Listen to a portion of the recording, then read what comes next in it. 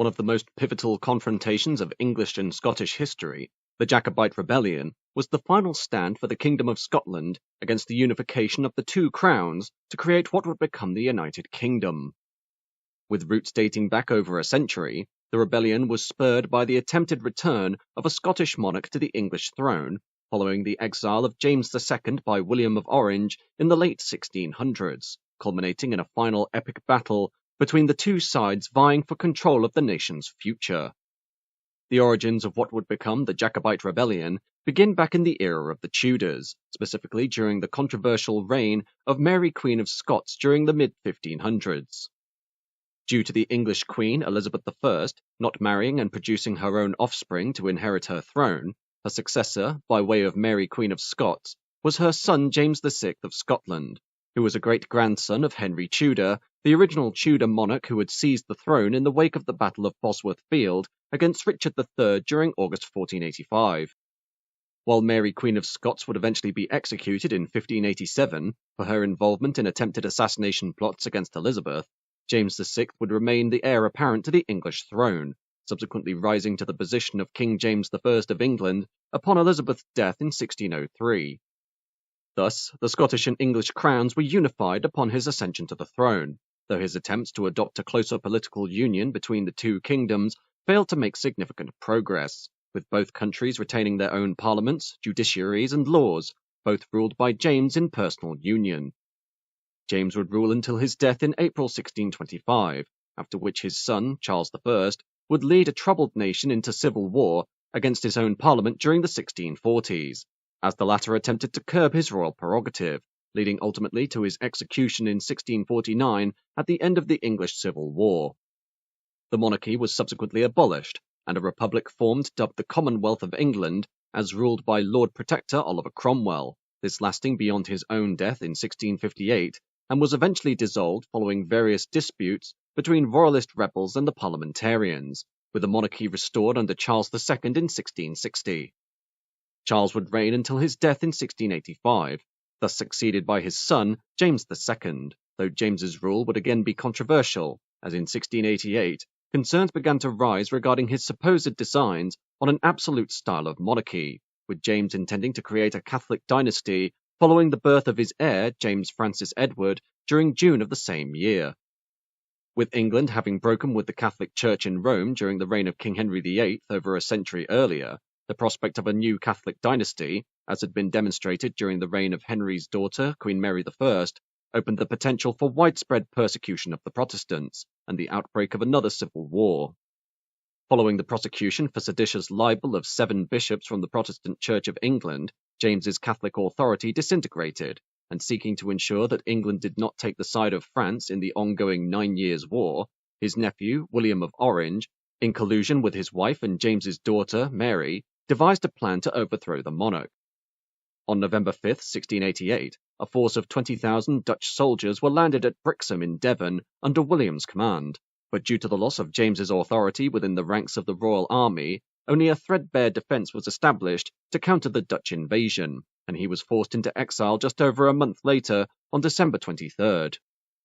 Thus, William and Mary were made joint monarchs of England, Ireland, and Scotland in 1689, and would rule until March 1702 under William III, following Mary II's death in 1694, leaving the throne to Mary's younger sister, Anne, Queen of Great Britain. However, the removal of James II from the throne was not done without rebel action from his supporters, leading to the creation of the Jacobite cause, so named for the Latin title of Jacobus or James, the Jacobite rebellion first coming to pass during 1689 through a series of uprisings in the Highlands that sought to return the Stuart king to the throne. Under the leadership of John Graham, 1st Viscount Dundee, the intention of the Jacobite rebellion was done to complement a parallel offensive in Ulster, but due to insufficient resources, the cause had to be maintained without external support, while opposing the Jacobites was the highly experienced field officer Hugh Mackay, who commanded 3,500 men, of which 1,100 were of the veteran Dutch Scots Brigade.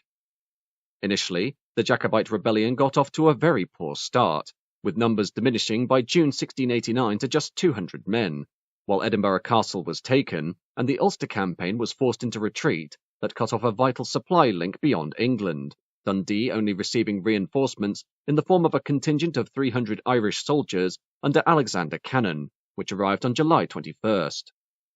Establishing his garrison at Blair Castle, this location was a major strategic control point for the Scottish Highlands, with reinforcements led by Dundee arriving on July 25th as pursued by Mackay, who led an army of 3,500 men north to engage the Jacobites at Killiecrankie. The battle subsequently took place on July 27th, during which the heavily outnumbered and under-resourced Dundee led the Jacobites to resounding victory, ambushing Mackay's forces in the pass of Killiecrankie during a night raid that saw only 700 killed for the rebels against 2,000 government soldiers.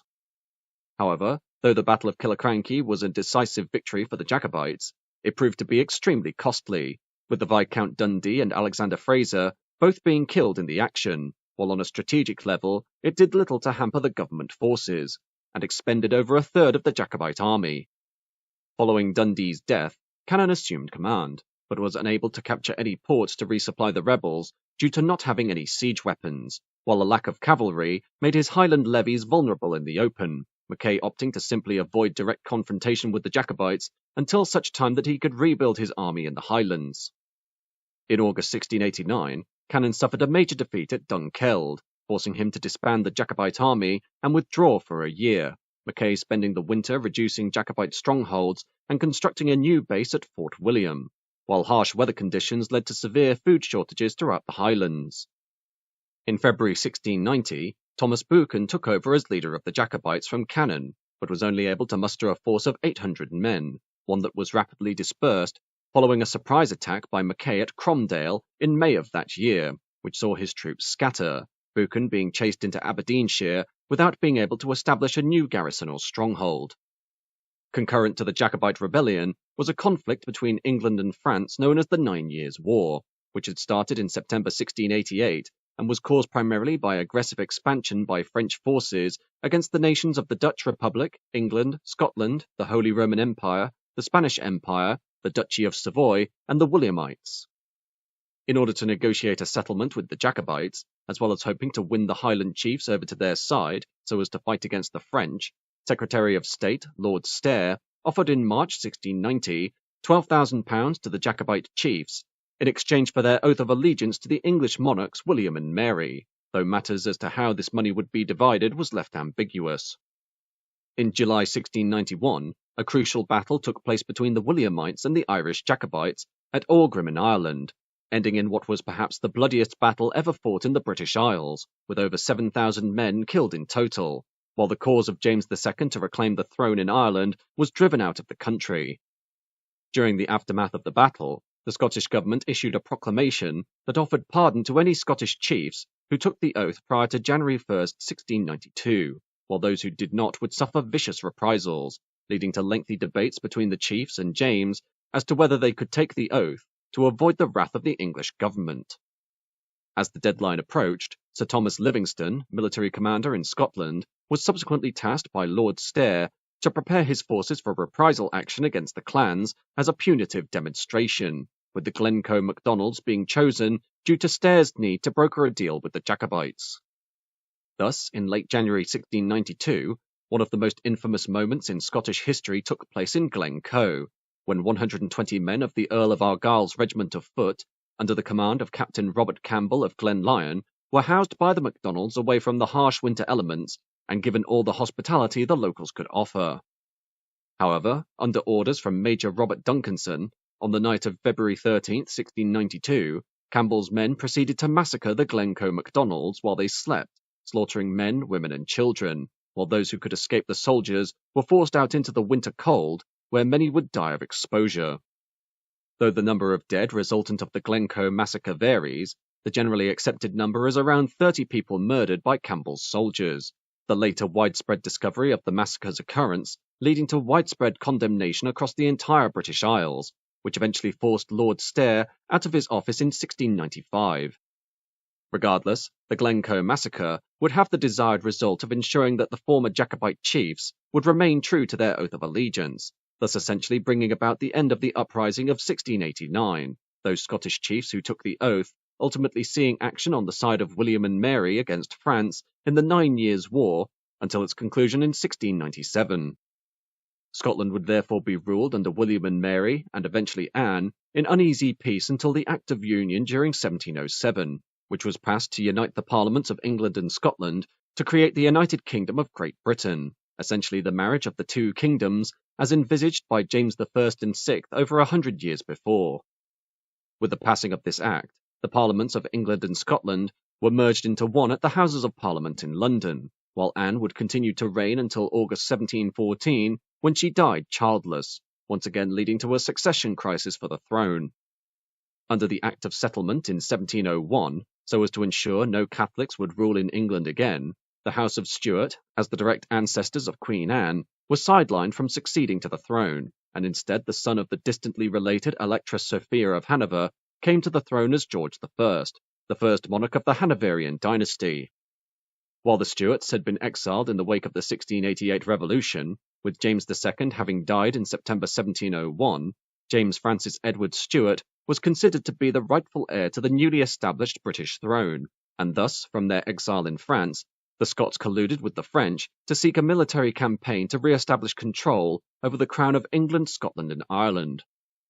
However, during 1715, the elderly King Louis XIV of France died at the age of 76, Louis having been a major proponent of the Stuart cause and had waged several costly wars against the English over the course of his reign.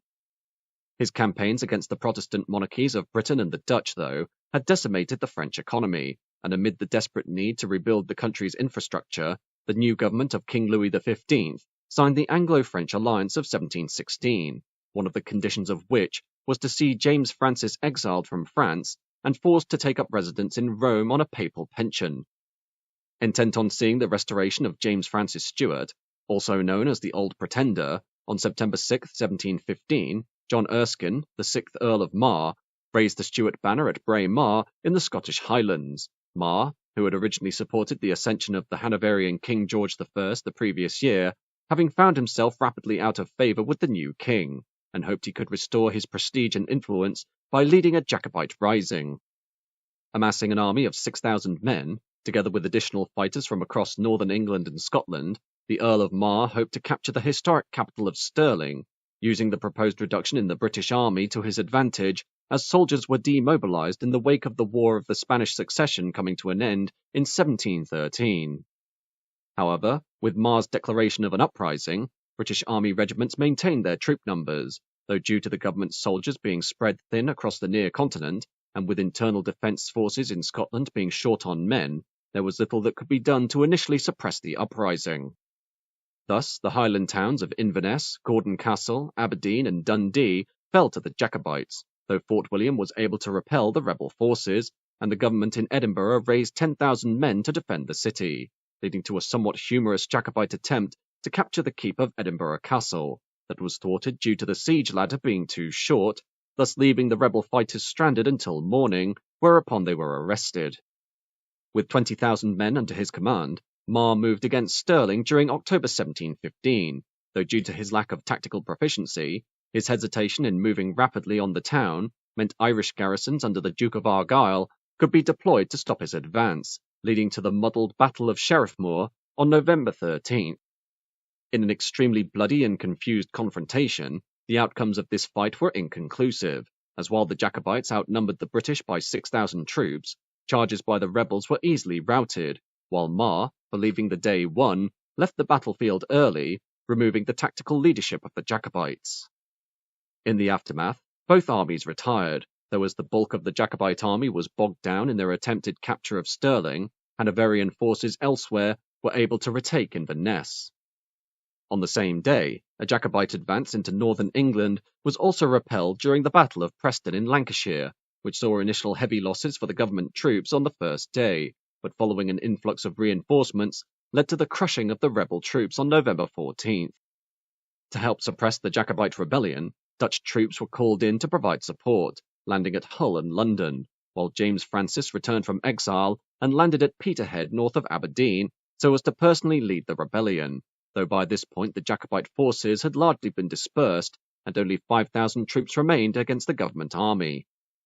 A last attempt by the Earl of Mar to cut off British supplies through a scorched earth policy did little to change the tide of the conflict, and on February 4, 1716, James Francis escaped Scotland back into exile, with much of the Jacobite army and leadership, upon their capture, being sentenced to death.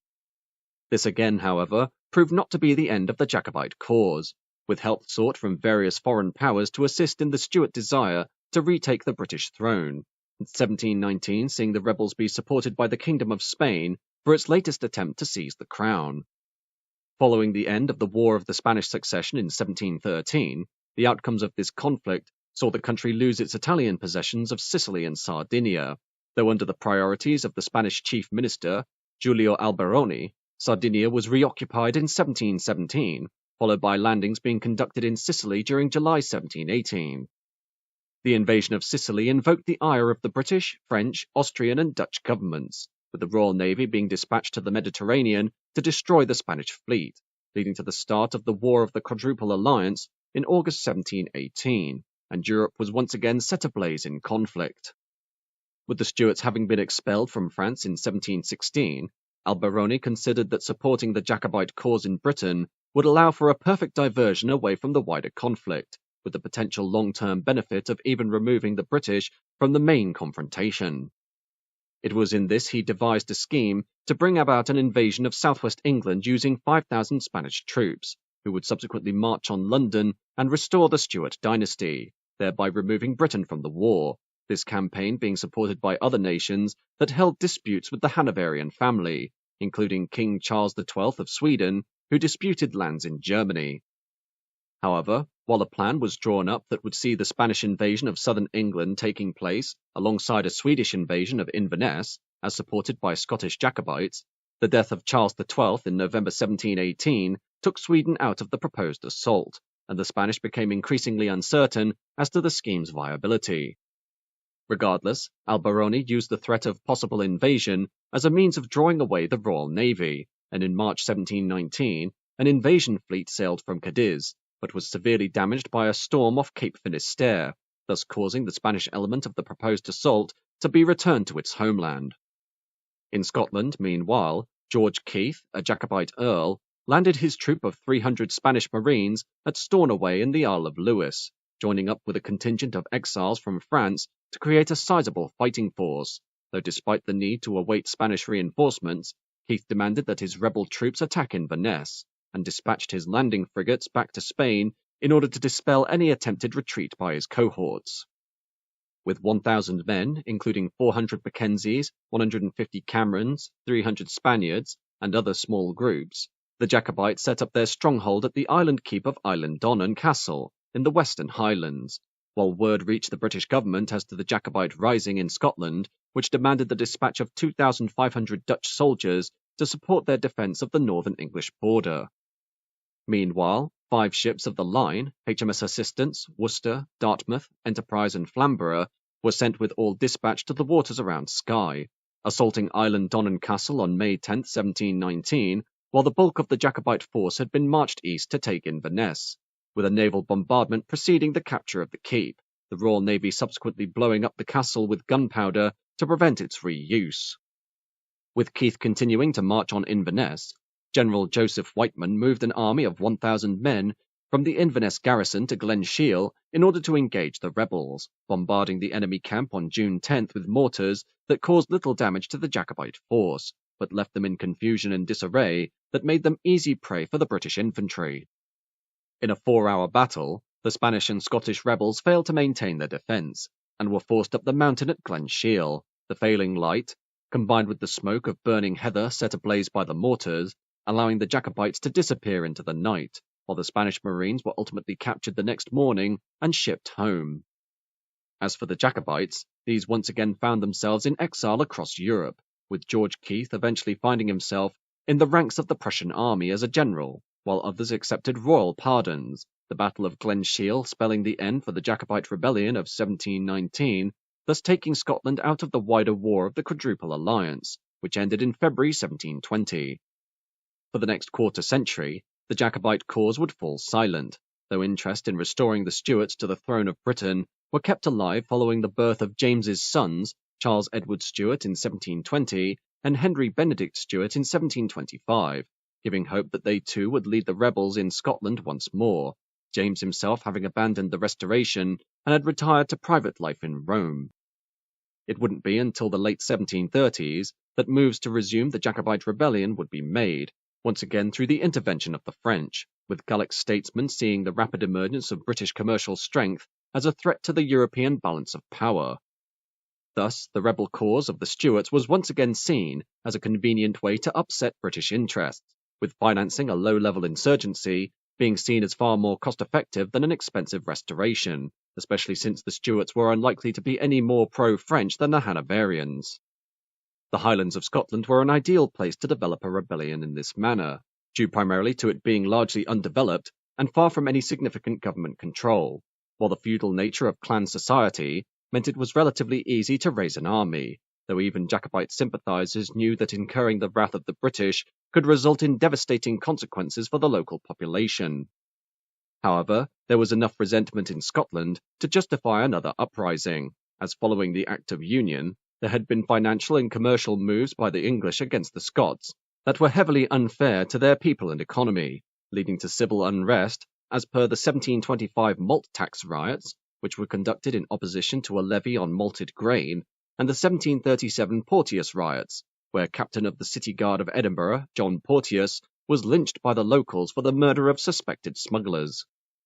In March 1743, further unrest came when the Highland-recruited 42nd Regiment of Foot was posted to Flanders, contrary to an understanding that their service was restricted to Scotland, and thus led to a short-lived mutiny, these events being set against the backdrop of further wars between Britain and Europe, including the 1739 War of Jenkins' Ear against Spain and the 1740 to 1741 War of Austrian Succession.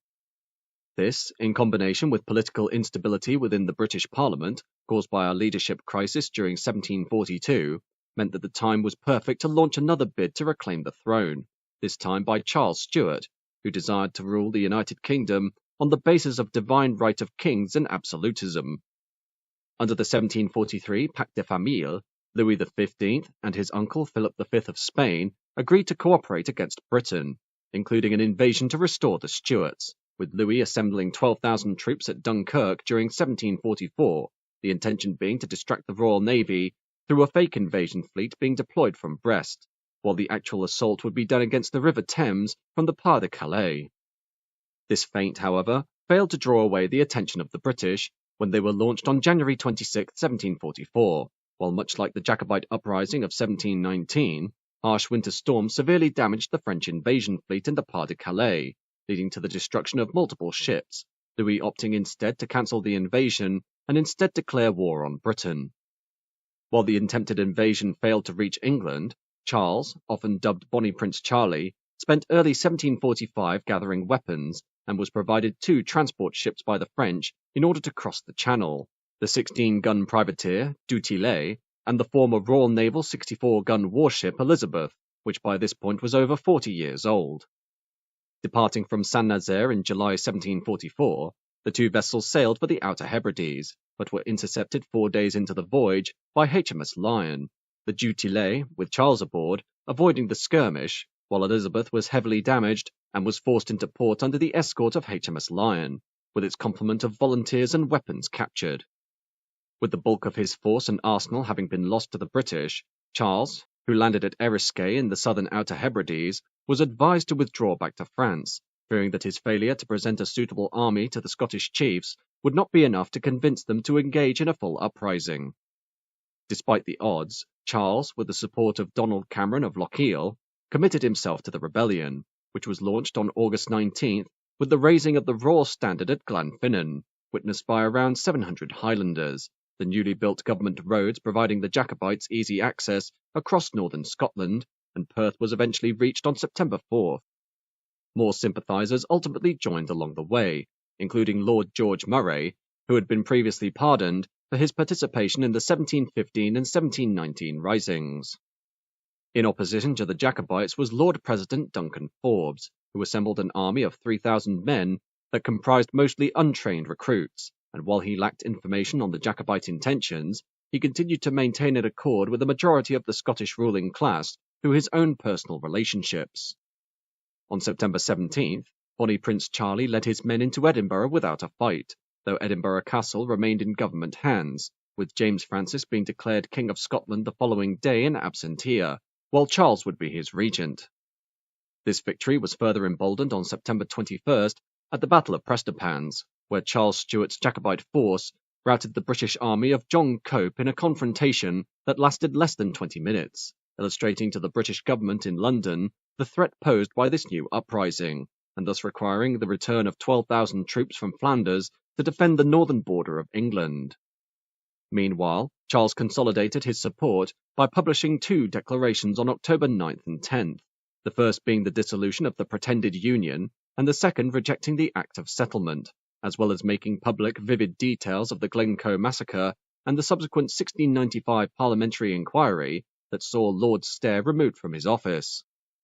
In mid-October, French money and weapons were landed in Scotland to support Charles's new government in Edinburgh, though many Scots were highly concerned by his autocratic style, Charles having taken umbrage at the appointment of a 20-man Prince's Council that formed essentially a miniature parliament, as well as the influence being held over him by Irish Jacobite advisers, whose priorities largely differed from those of the Scottish clan chiefs. An example of this difference between Scottish and Irish Jacobites came at the end of October, where the clan chiefs desired a consolidation of their position through the establishment of a strong defence along the border with England, while the Irish exiles supported Charles's view that the Jacobites should march on England and remove the Hanoverians by force, thereby claiming the British throne. Ultimately, Charles, through the coercion of the Prince's Council, opted to mount an invasion of England, though only on the condition that sympathisers among the English, together with the French, support the attack, the Jacobite army leaving Edinburgh on November 4th, though this allowed the city to be retaken by the British government 10 days later. Rather than following the usual convention of marching against the border town of Berwick-upon-Tweed, Murray instead chose to split the invasion force in two so as to hide their ultimate destination, which this time was the once formidable fortress city of Carlisle, now largely shorn of its defences following the Act of Union in 1707.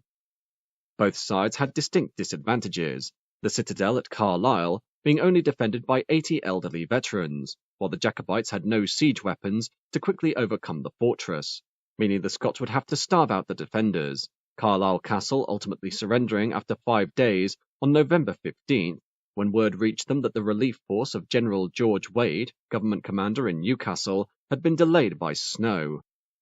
The capture of Carlisle only served to spur on Jacobite morale and humiliate the British, with Charles continuing south to Preston and Manchester, where he gathered further sympathisers that increased the strength of his army, though now with his force so deep into enemy territory, the Scottish clan chiefs began to doubt whether they had overstretched themselves.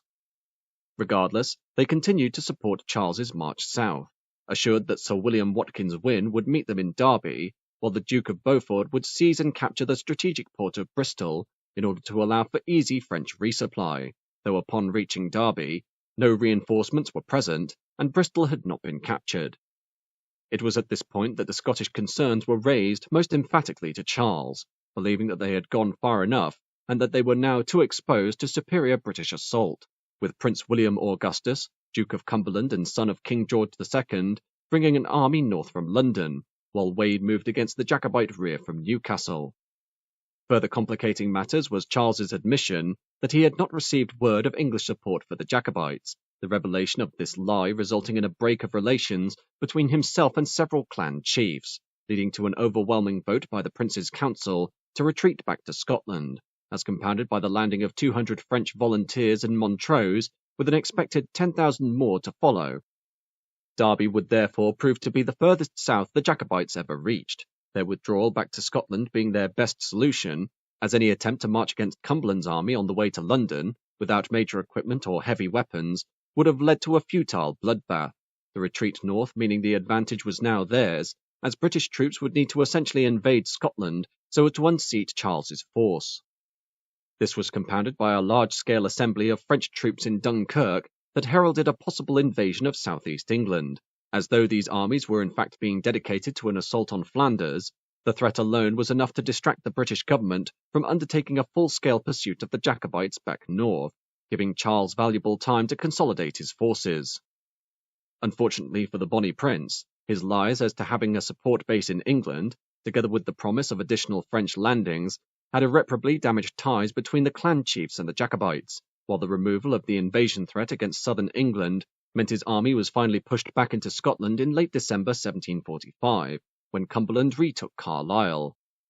While the invasion of England had yielded few strategic benefits, the boost to morale alone was enough to convince the Jacobite army of 8,000 men that the cause was still worth fighting for, with reinforcements being provided from Aberdeenshire and Banffshire under Lewis Gordon, along with Scottish and Irish regulars in French service. However, it was at this point that the Jacobites opted to partake in conventional pitched warfare against the British government forces, a tactic that, as proven during past invasions of Scotland by English armies, was not well suited to what were essentially guerrilla fighters, more attuned to fast but highly damaging raids. This was made worse by the fact that the Highlands remained a hotbed of counterinsurgency, as led by clansmen loyal to the government under John Campbell, 4th Earl of Loudoun, while an attempt to besiege Stirling Castle, one of the most powerful forts in Scotland, without suitable siege weapons or heavy artillery, proved to be a wasteful use of their limited resources. With Cumberland now marching north into Aberdeenshire, being supported by shipments of supplies from the sea, the Jacobites were rapidly running short of food and money as they were pushed towards Inverness, Charles, now pressed for time by the unstoppable British advance, seeing that one final battle in the Highlands was its only option. Therefore, on April 16, 1746, the Jacobites faced Cumberland's army on Culloden Muir, the odds being stacked firmly against the Bonnie Prince, whose men were exhausted by a night march carried out in a failed attempt to surprise the government troops, meaning many rebels missed the battle, and thus left fewer than 5,000 men to face against Cumberland's well-rested and equipped force of 7,000 to 9,000. Furthermore, Cumberland's troops had been drilled in countering the Highland charge, which relied on speed and ferocity to break the enemy lines, the Highland charge having resulted in quick victories during the battles of Prestonpans and Falkirk, but could leave the Scottish force exposed to the enemy if the charge failed to break the British line. After a brief exchange of artillery, which demonstrated the superiority of the training and coordination of Cumberland's force, Charles unleashed the Highland charge, this move being thwarted by the boggy ground in front of the Jacobite centre, which forced them out of position, whereupon they became entangled between Cumberland's right-wing regiments and an enclosure wall.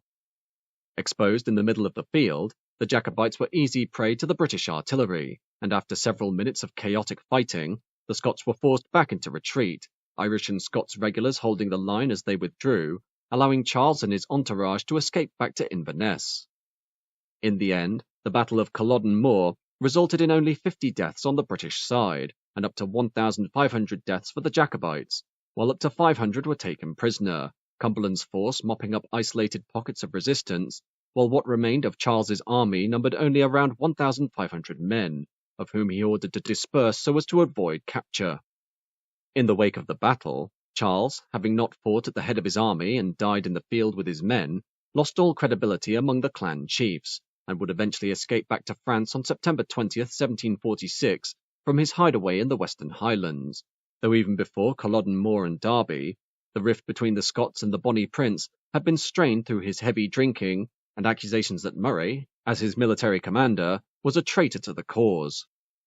For the Scottish Highlanders, amid the continued removal of Jacobite remnants, widespread punitive action was undertaken by the British government against the local population, resulting in the arbitrary destruction of villages and settlements, the seizure of cattle, and eventually, under the Vesting Act of 1747, the confiscation of land by the Court of Exchequer. Road networks and fortresses were spread across the Highlands to allow for the easier enforcement of government rule, and comprehensive surveys undertaken of northern Scotland that would ensure any potential hideaways for future insurgencies would be known.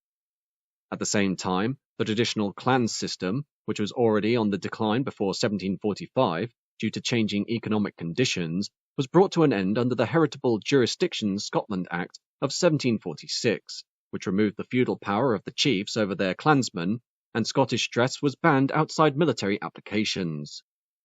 As for Charles, he would continue to try and reignite his Jacobite rebellion throughout the late 1740s and into the 1750s, even making secret journeys to London to meet his supporters, though after the debacle of the 1745 uprising, as well as his continued descent into alcoholism, he curried very little favour, with those who could carry any political or military weight, eventually dying of a stroke in his exile of Rome in January 1788. In the end, the Jacobite rebellion proved to be the final battles to take place on British soil, and illustrated once again that the best strategy for Scottish fighters against the organised English army was through fast but highly impactful raids and skirmishes, rather than full-scale pitched battles fought by hundreds of clansmen, as demonstrated through their defeat at Culloden Muir. As for the cause in general, the reason as to its failure simply came down to a lack of resources and the willingness of foreign powers to commit themselves to a full-scale invasion of England in order to overthrow the new monarchy of the United Kingdom, with French and Spanish efforts being half-hearted at best, due to their view being simply that the Jacobite uprisings were merely a distraction to wider conflicts engulfing continental Europe. This, combined with the erratic leadership of James Francis and Bonnie Prince Charlie, meant while significant gains were made for individual events, including a Scottish invasion of England that proceeded further than any that had come before, the cause of the rebels on a strategic level was doomed to inevitable failure, and Scotland would now fall into line and take its place as part of the wider United Kingdom.